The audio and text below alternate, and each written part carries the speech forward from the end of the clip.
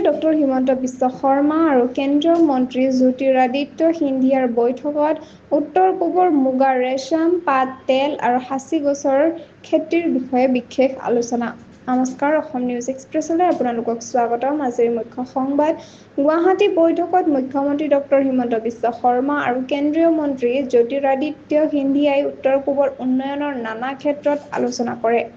বৈঠকত মুগা ৰেচম উৎপাদন, পাম তেল আৰু আগৰ কাঠৰ খেতি অৰ্থাৎ সাঁচি গছৰ খেতি আদি ক্ষেত্ৰত ৰাজ্য চৰকাৰক সহযোগিতা আগবঢ়োৱাৰ সিদ্ধান্ত গ্ৰহণ কৰে।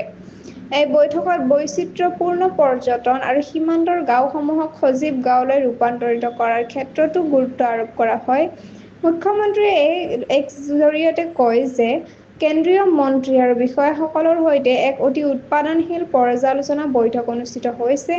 উত্তৰ-পূবৰ যোগান শৃংখল সুশৃংখল কৰিবলৈ অধিক বিনিয়োগৰ ৰোডমেপো আলোচনা কৰা হয়।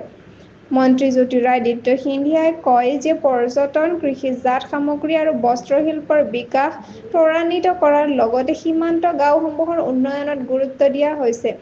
তেওঁ কয়, আমি একেলগে উত্তৰ-পূবৰ সৰ্বাংগীন বিকাশৰ বাবে প্ৰতিশ্ৰুতিবদ্ধ।